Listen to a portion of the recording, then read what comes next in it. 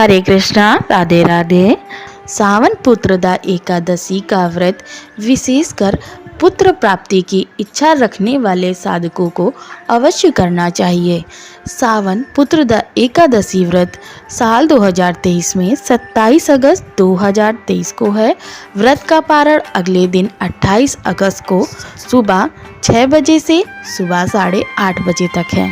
आइए अब श्रवण करते हैं श्रावण मास की पुत्रदा अर्थात पवित्रा एकादशी व्रत की कथा। यह कथा पद्म पुराण से ली गई है। युधिष्ठिर ने पूछा, मधुसूदन, श्रावण के शुक्ल पक्ष में किस नाम की एकादशी होती है? कृपया मेरे सामने उसका वर्णन कीजिए। भगवान श्री कृष्ण बोले, राजन, प्राचीन काल की बात है। द्वापर युग के प्रारंभ का समय था। महिष्मतीपुर में राजा महिजित अपने राज्य का पालन करता था, किंतु उन्हें कोई पुत्र नहीं था, इसलिए वह राज्य उन्हें सुखदायक नहीं प्रतीत होता था। अपनी अवस्था देख राजा को बड़ी चिंता हुई। उन्होंने प्रजा में बैठक कर इस प्रकार कहा, प्रजाजनों, इस जन्म में मुझसे कोई पातक नहीं हुआ। मैंने अपने खजाने में अनायास से कमाया हुआ धन नहीं जमाया। ब्राह्मणों और देवताओं का धन भी मैंने कभी नहीं लिया। प्रजा का पुत्र व्रत पालन किया, धर्म से पृथ्वी पर अधिकार जमाया तथा दुष्टों को वे बंधु और पुत्रों के समान ही क्यों न रहे हो दंड दिया। शिष्ट पुरुषों का सदा सम्मान किया और किसी को द्वेष पात्र ना समझा। फिर क्या कारण है कि जो मेरे घर में आज तक पुत्र उत्पन्न नहीं हुआ? आप लोग इस पर विचार करें। राजा के ये वचन सुनकर प्रजा और पुरोहितों के साथ ब्राह्मण ने उनके हित का विचार कर गहन वन में प्रवेश किया। राजा का कल्याण चाहने वाले सभी लोग उधर घूमकर ऋषि सेवित आश्रमों की तलाश करने लगे। उतने में ही उन्हें मुनि श्रेष्ठ लोमेश का दर्शन हुआ। लोमेश जी धर्म के तत्वज्ञ, संपूर्ण शास्त्रों के विशिष्ट विद्वान, दीर्घायु और महात्मा है।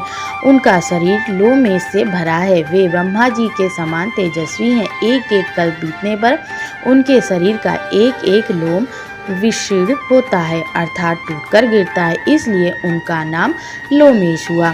वे महामुनि तीनों कालों की बातें जानते हैं। उन्हें निकट आया देख लोमेश जी ने पूछा, तुम सब लोग किस लिए यहाँ आए हो? अपने आगमन का कारण बताओ। तुम लोगों के लिए जो हितकर कार्य होगा उसे मैं अवश्य करूँगा।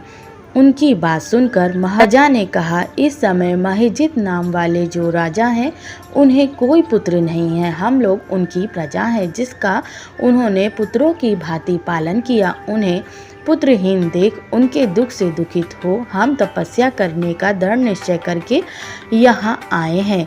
द्विजोत्तम, राजा के भाग्य से इस समय हमें आपका दर्शन मिला। महापुरुषों के दर्शन से ही मनुष्यों के सब कार्य सिद्ध हो जाते हैं। मुने, अब हमें इस उपाय का उपदेश कीजिए जिससे राजा को पुत्र की प्राप्ति हो। उनकी बात सुनकर महर्षि लोमेश 2 घड़ी शांत होकर ध्यानमग्न हो गए। तत्पश्चात राजा के प्राचीन जन्म का वृत्तांत जानकर उन्होंने कहा, प्रजावृंद सुनो। राजा महिजित पूर्व जन्म में मनुष्यों को चूसने वाला धनहीन वैश्य था। वह वैश्य गांव-गांव घूमकर व्यापार किया करता था। एक दिन जेठ के शुक्ल पक्ष में 10वीं तिथि को जब दोपहर का सूर्य तप रहा था, वह गांव की सीमा में एक जलाशय पर पहुंचा। पानी से भरी हुई बावली देखकर वैश्य ने वहां जल पीने का विचार किया। इतने में ही वहां बछड़े के साथ एक गौ भी आ पहुंची। वह प्यास से व्याकुल और ताप से पीड़ित थी, अतः बावली में जाकर जल पीने लगी। वैश्य ने पानी पीती हुई गाय को हाँककर दूर हटा दिया और स्वयं पानी पिया। उसी पाप कर्म के कारण राजा इस समय पुत्रहीन हुए हैं। किसी जन्म के पुण्य से उन्हें इस अकंटक राज्य की प्राप्ति हुई है। प्रजाओं ने कहा, मुने, पुराणों में सुना जाता है कि प्रायश्चित रूप पुण्य से पाप नष्ट हो जाता है, अतः पुण्य का उपदेश कीजिए जिससे उनका पाप नाश हो जाए। लोमेश जी बोले, प्रजाजनों, श्रावण मास के शुक्ल पक्ष में जो एकादशी आती है वह पुत्रदा के नाम से विख्यात है। वह मनोवांछित फल प्रदान करने वाली है। तुम लोग उसी का व्रत करो। यह सुनकर प्रजाओं ने मुनि को नमस्कार किया और नगर में आकर विधि पूर्वक पुत्रदा एकादशी व्रत का अनुष्ठान किया।